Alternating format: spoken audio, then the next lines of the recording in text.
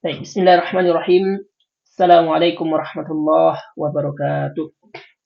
Hamdan wa syukran lillah, wassalatu wassalamu ala rasulillah, la hawla wa la quwwata illa billah. Asyhadu an la ilaha illallah wahdahu la syarikalah, wa asyhadu anna Muhammadan abduhu wa rasuluh, la nabiyya wa la rasula ba'da, amma ba'd. Alhamdulillahi rabbil alamin. Kita melanjutkan pembahasan kita, yaitu berkaitan dengan tema iman dan akhlak seseorang. Bagaimana jika seseorang tersebut memiliki keimanan yang baik, maka ya adabnya atau akhlaknya juga akan baik. Nah, dari mana kita tahu? Kita akan coba bedah buku karya Imam Az-Zahabi rahimahullah, di mana beliau telah merangkum berbagai jenis dosa-dosa yang nantinya kita pelajari, tentu untuk kita hindari atau kita jangan sampai terjerumus ke dalamnya. Amin ya rabbal alamin. Kemarin atau pekan sebelumnya kita sudah sampai pada pembahasan dosa besar yang pertama, yaitu dosa besar syirik kepada Allah Subhanahu wa taala, di mana dosa tersebut merupakan dosa yang tidak ada ampunan dari Allah. Jika ada jikanya. Jika orang tersebut meninggal dan tidak sempat bertobat. Tapi kalau dia sempat bertobat atau dia sempat kembali kepada Allah Subhanahu wa taala dalam keimanan, maka ya dosa tersebut masih bisa diampuni. Masih ada harapan baginya untuk diampuni. Tetapi jangan lalai dengan hal tersebut. Wah, nanti bisa kok diampuni Allah, nggak apa-apa lah. Nah, itu tidak boleh, karena dia tidak tahu kita dalam keadaan apa wafatnya. Jadi dosa seperti apapun, apalagi dosa syirik, dosa mempersekutukan Allah, dosa mengingkari Allah, itu tidak boleh tidak boleh dianggap sepele, karena itu bisa menghapuskan seluruh amal dan kebaikan yang telah dilakukan oleh manusia tersebut. Bahkan, perhatikan ya, misalkan ada yang melakukan amal dari dia lahir bahkan sampai dia kakek-kakek, tapi besok harinya dia berpindah agama, atau besok harinya dia melakukan dosa besar yang kita sebutkan tadi, syirik, maka seluruh amal yang dilakukan habis, hilang, ludes semuanya. Ya, seperti gunungan pasir yang disapu air, habis tanpa sisa. Nah, ini penting dipahami. Kenapa? Karena dosa besar itu seperti penghapus. Dia akan menghapuskan amalan-amalan yang telah kita tulis di papan tulis kita. Begitu. Baik, yang berikutnya, dosa besar setelah syirik atau setelah mempersekutukan Allah, atau dosa besar setelah mengingkari Allah Subhanahu wa taala.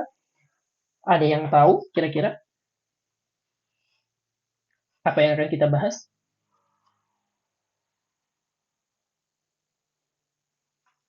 Dosa besar setelah syirik. Barakallah. Baik, dosa besar setelah syirik yang kedua adalah membunuh. Nah, jadi barang siapa yang melakukan kejahatan atau perbuatan membunuh tanpa hak atau tanpa kebenaran, maka dia menduduki peringkat pelaku dosa besar kedua. Artinya apa? Artinya, kita tunggu sebentar ya. Ya, nampaknya tadi ada gangguan.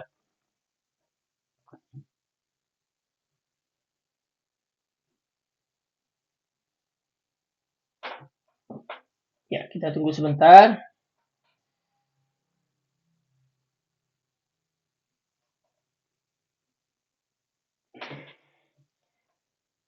Ya, kita lanjutkan. Baik, sudah jelas semuanya? Kembali? Baik, tadi sempat ada gangguan ya, mohon maaf ya. Baik, jadi dosa besar yang kedua adalah dosa besar membunuh, melakukan pembunuhan. Alhamdulillah, saudara Ayas sudah masuk ya. Baik, dosa besarnya bagaimana di dalam surah An-Nisa ayat ke-93 disampaikan, wa may yaqtul mu'minan muta'ammidan fajazauhu jahannam khalidan fiha wa ghadiballahu alaihi wa la'anahu wa a'adda lahu 'adzaban 'azima. Nah, di sini perhatikan dengan seksama. Siapa yang membunuh seorang mukmin dengan sengaja, maka balasannya ialah Jahannam, neraka paling kejam, neraka paling mengerikan. Ia kekal di dalamnya, tidak akan keluar tentunya, dan Allah murka. Kalau Allah murka, nah tidak ada yang bisa mengatasinya. Kenapa? Gunung bisa hancur, lautan bisa terbelah, apalagi sudah di neraka, kita akan ditimpakan azab yang besar. Dan mengutukinya serta menyediakan azab yang besar baginya. Surah An-Nisa ayat ke-93. Jadi ananda sekalian, ini perlu dipikirkan, perlu hati-hati. Jadi jangan mudah terpancing atau jangan mudah marah ketika kita ada sedikit mungkin atau ada perselisihan dengan saudara kita yang mukmin atau yang beriman. Mengapa demikian? Ya karena itu tadi ancamannya, barang siapa yang melakukan kejahatan tadi, membunuh orang yang beriman dengan sengaja, Jahannam dan kekal. Sudah masuk Jahannam, kekal pula, tidak keluar lagi. Nah, kalau neraka yang lain masih ada harapan dia untuk keluar. Kalau di Jahannam, nah ini neraka yang tidak akan keluar orang dari dalamnya. Maka jangan gara-gara hal sepele, berkelahi, terus pukul-pukulan, bahkan sampai ada bunuh-bunuhan. Atau dalam perkara besar pun, atau perkara yang kita tidak sepakat, tidak setuju, atau berbeda pendapat, maka apa yang harus dilakukan? Ya, dilakukan dengan cara mediasi, berlapang dada, saling memahami satu sama lain, saling berkomunikasi, saling silaturahmi, seperti itu. Jadi, jangan tiba-tiba marah, ngamuk, pukul-pukulan, dan tiba-tiba bunuh-membunuh. Bahkan, ada orang gara-gara beda pilihan saja, beda tim kesayangan, misalkan ada yang suka Real Madrid, ada yang suka Barcelona, bunuh-bunuhan gara-gara itu. Nah, ini nggak boleh. Ya, itu haram. Ada juga misalkan karena beda pendukung misalkan, seperti kemarin di Jogja, antara pendukung sepak bola A dengan sepak bola B. Akhirnya mereka ada bunuh-bunuhan seperti itu karena beda pilihan, beda orang yang beda tim yang didukung. Nah, itu juga tidak boleh ya. Kita boleh mencintai sesuatu tapi tidak boleh fanatik. Nah, kita hanya boleh fanatik terhadap Allah Subhanahu wa taala. Kenapa? Ya karena Allah lah yang harus kita cintai sampai mati, karena sampai mati pun atau setelah mati pun kita masih akan tergantung kepada siapa?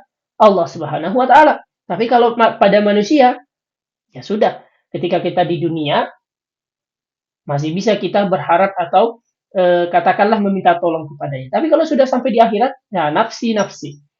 Dia akan mengurusi dirinya sendiri. Kita juga mengurus diri kita sendiri. Artinya apa? Dia tidak bisa menolong kita. Maka jangan sampai kecintaannya fanatik, sampai rela bunuh-bunuhan seperti itu. Oke? Dan kalau ada perselisihan, apa yang harus dilakukan? Betul. Klarifikasi. Ditanyakan dulu kebenarannya. Kalau memang sudah tidak ada hal yang bisa didamaikan, nah baru ke meja hakim. Paham kan? Jadi kita adakan hakim. Jadi tidak boleh main hukum sendiri. Seperti itu. Fahim, Tum? Paham ya kira-kira ya? Baik. Barakallahu fiik. Sekarang kita coba lihat di layar ya supaya lebih kelihatan pendalilannya atau dari mana kita ambil pelajaran kita ini. Oke. Kita buka dulu. Iya. Nah, ini ya yang kita bahas tadi ya. Kita coba buka supaya lebih lebar.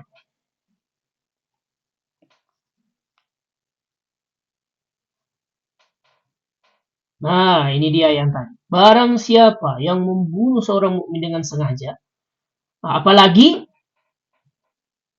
pertanyaan seperti ini, bagaimana kalau tidak sengaja, Ustaz? Nah, di sini kalau tidak sengajanya tergantung apakah dia tidak sengajanya bagaimana. Seperti itu. Makanya ada hukum Qisas, ada hukum yang ketika misalkan keluarganya memaafkannya, maka itu dibayar dia dibayar dengan denda, tergantung keluarganya, seperti itu. Itu di dalam hukum Islam ya. Baik, Ananda sekalian, dan perhatikan ini.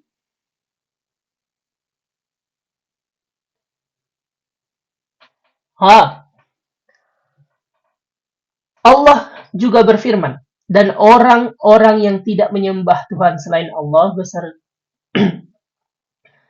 yang lain beserta Allah, dan orang-orang yang membunuh lagi kan, di sini sampaikan tidak membunuh jiwa yang diharamkan Allah, membunuhnya kecuali dengan alasan yang benar. Nah, jadi barang siapa boleh nggak membunuh? Boleh. Alasannya apa dulu? Apakah dia membunuh orang lain? Namanya kisos. Apakah di dalam peperangan? Nah, itu beda cerita dia kasusnya. Apakah dia memang misalkan melakukan perbuatan dosa besar yang layak dibunuh? Itu ada hakimnya. Jadi nggak bisa tiba-tiba kita main hakim sendiri. Wah, ini ada pelaku kejahatan, bunuh yuk. Nggak bisa seperti itu.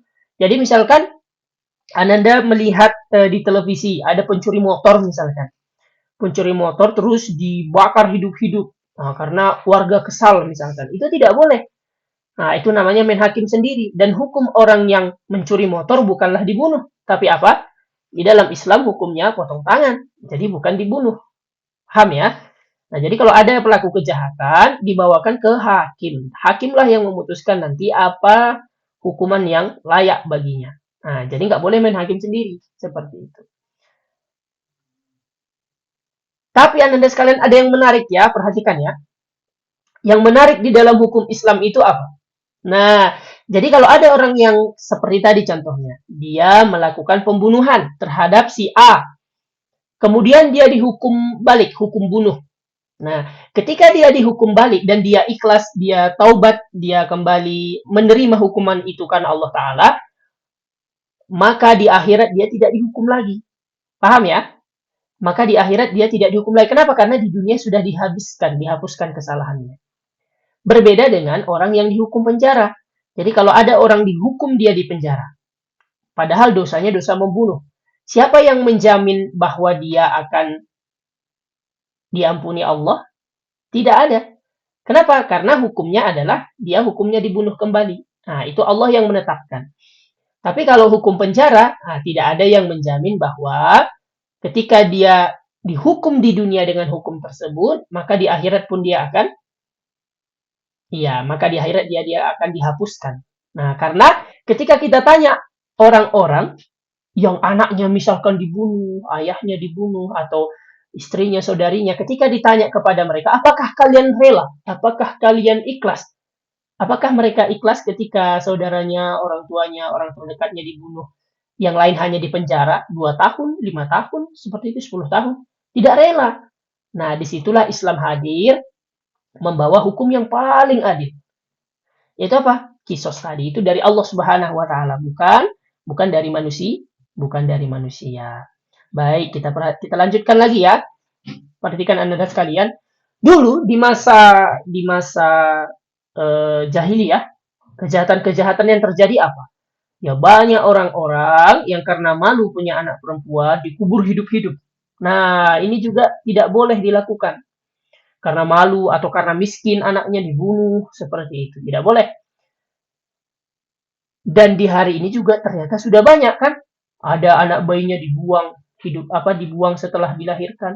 Tidak boleh dibunuh atau karena miskin dia kan, anaknya dikasih racun dimatikan, tidak boleh. Karena ketika dia miskin akan Allah jamin rezekinya.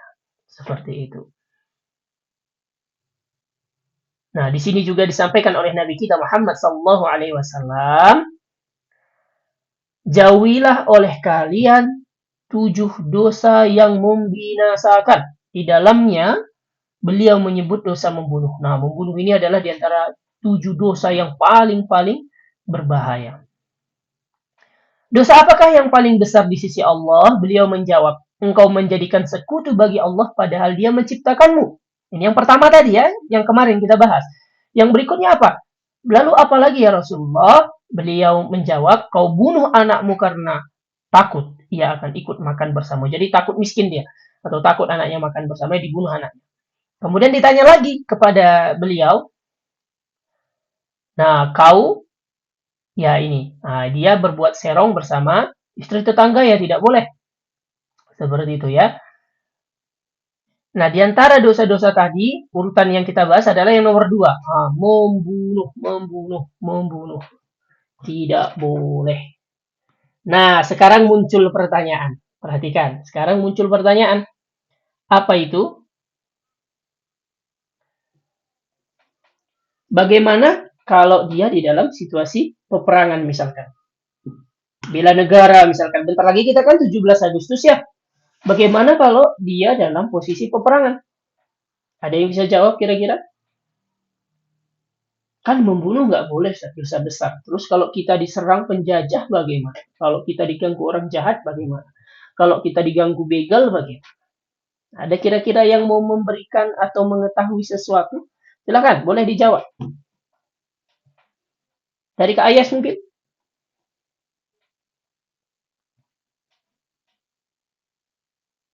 Atau Kak Zaidan mungkin? Kak Akfi? Mana Kak Akfi? Kak Rafa? Silakan, coba berikan jawaban. Nah, Ustadz, kalau membunuh tidak boleh, membunuh orang beriman tidak boleh dengan sengaja.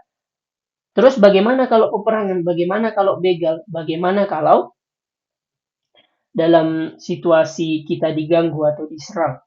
Ayo, silakan Kavi dulu. Oke, Ustadz kasih kasusnya ya. Misalkan kalian naik motor. Nah, Kavi naik motor misal dari rumah ke Kutab. Tapi agak gelap. Terus datanglah penjahat dua orang dari belakang. Karena Kak Akfi punya ilmu bela diri yang jago gitu kan. Nah, ketika dibegal, dilawan oleh Kak Akfi. Dilawan. Nah, teparlah, meninggal. Wafat atau matilah para penjahat tadi dua orang. Nah, karena mengganggu Kak Akfi, tidak mau menyerahkan motornya. Apakah membunuh jenis ini dilarang? Nah, coba dijawab. Apakah ketika kita membela diri seperti tadi dan penjahatnya mati itu termasuk membunuh yang dilarang? Ya, barakallah. Baik, kita jawab ya. Di dalam Islam ada yang menarik.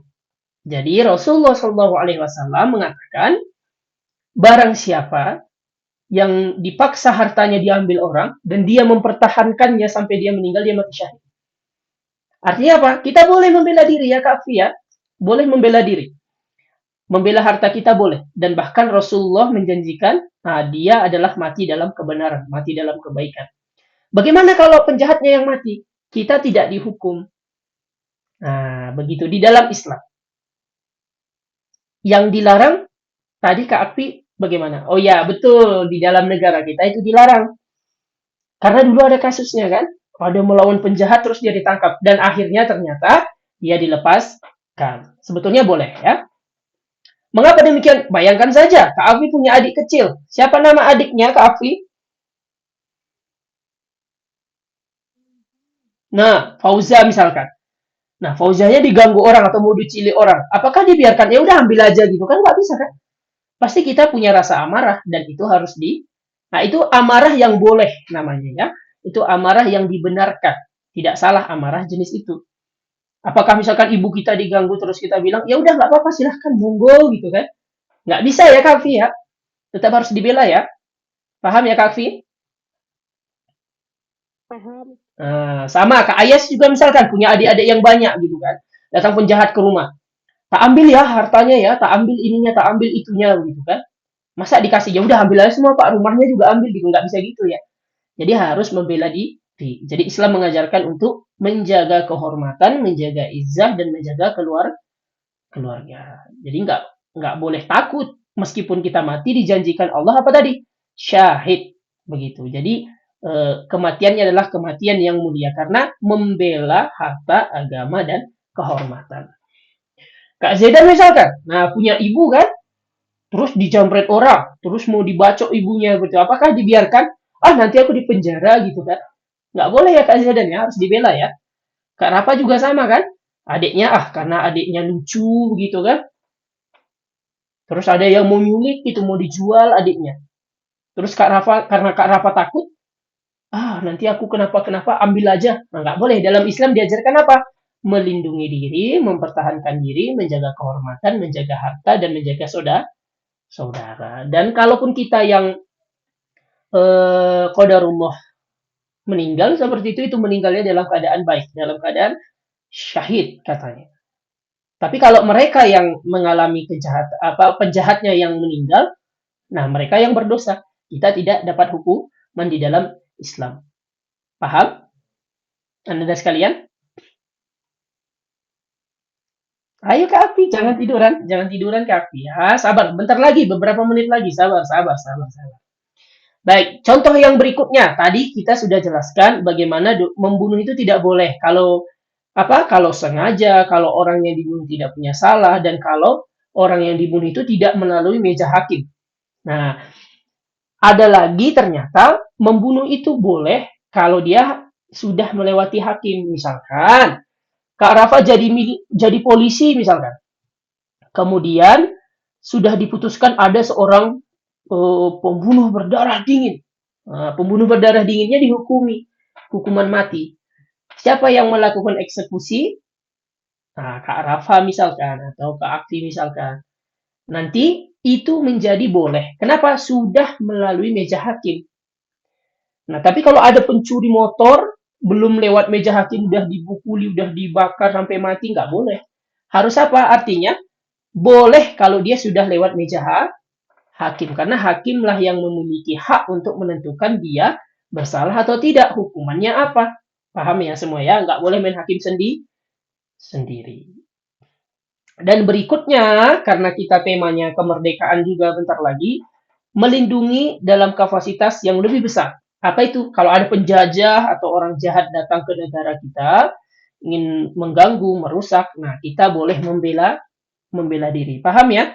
Jadi kalau ada orang jahat datang ke negara kita, kemudian sudah seperti dulu, datang Jepang, datang Belandanya, datang lain-lainnya. Nah, ada seruan untuk bela negara, maka itu boleh, itu halal. Bahkan itu nanti namanya perjuangan. Barakallahu fiik. Ada yang mau ditanya sampai sini?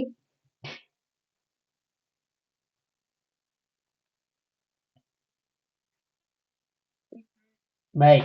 Terakhir dari pembahasan tadi, pembahasannya adalah dosanya. Pertama, membunuh tidak boleh kalau sengaja dan tidak melalui meja hakim. Yang kedua, membunuh itu boleh kalau apa? Mempertahankan diri, membela negara, membela agama, membela keluarga, membela harta kita, kehormatan, itu boleh. Nah, kemudian bagaimana orang-orang yang kabur atau orang-orang yang eh, melakukan kejahatan tadi? Kita bicara dari segi akhlaknya. Pertama, tadi dibahas di surah An-Nisa tadi, dimurkai Allah. Nah, kemudian Allah juga mengutuknya, mendapatkan siksa jahanam kekal lagi selamanya. Kemudian apalagi kalau ada orang yang membunuh? Betul sekali. Pasti dimusuhi orang, dijauhi orang, temannya sedikit. Atau bahkan temannya juga sesama pembunuh nantinya kan. Temannya orang-orang jahat. Tidak ada orang yang suka dengan pembunuh. Beda dengan orang yang membunuh karena kebenaran. Contoh, dia punya pasangan, punya istri, diculik istrinya, atau dirampas istrinya, diganggu istrinya di jalan misalkan. Terus dia membela. Itu malah dia terhormat. Oh ya, bagus itu dia membela kan seperti itu kan. Atau orang tuanya diganggu orang terus dia bela. Wah itu pasti orang bilang bagus. Tapi beda kalau orang yang nggak tahu sebabnya apa, nggak tahu alasannya apa, membunuh orang lain. Nah itu pasti dibenci, dihindari, dihujat dan lain sebagainya. Itulah kaitannya bagaimana sesuatu yang benar maka orang-orang akan menyukainya. Tapi sesuatu yang salah orang-orang akan membencinya.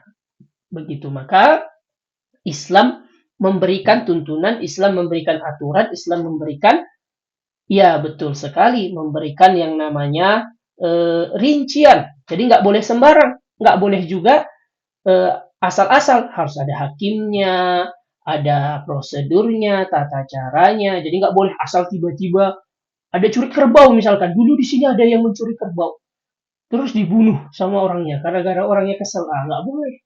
Karena beda perbuatan, beda hukum, dan beda yang menentukan. Paham ya adik-adik sekalian ya? Terus Ustaz gimana Ustaz? Aku udah kesel kali sama dia, sama temanku ini. Aku udah marah sama dia. Nah, kalau marah diselesaikan. Kalau marah ya diselesaikan, dibicarakan, silaturahmi. Kalau sudah tidak ada solusinya, tanyakan kepada orang-orang soleh, misalkan gurunya, tanyakan kepada orang tuanya, jangan asal pukul, jangan asal tusuk, misalkan lagi di sekolah, lagi kegiatan apa, ada garpu, ada pisau, ada misalkan lagi bolpen yang tajam. Nah, itu nggak boleh ya, dimain-mainkan sembarangan, karena takutnya apa? Iya, takutnya kita mencederai, melukai saudara kita. Sampai di sini, ada yang kira-kira belum dipahami? Atau ada yang ganjel misalkan, mau ditanyakan?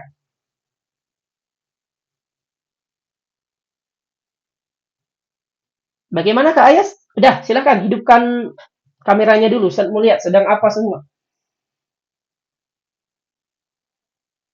Ya, Kak Ayas, bagaimana? Ada yang mau ditanyakan? Kak Zaidan?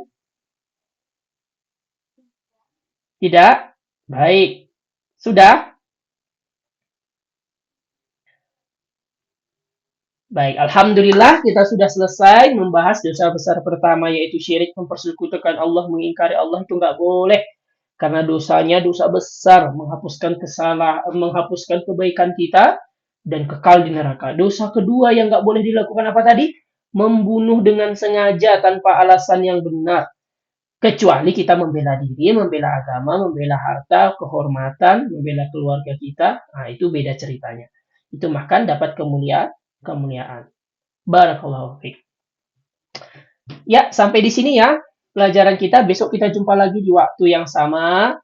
Jika ada yang mau ditanya, Ustadz masuk lagi, insya Allah. Kalau mau masih masuk, boleh ya. Subhanakallahumma wa bihamdika, asyhadu an la ilaha illa anta, astaghfiruka wa atubu ilaik. Assalamualaikum warahmatullahi wabarakatuh.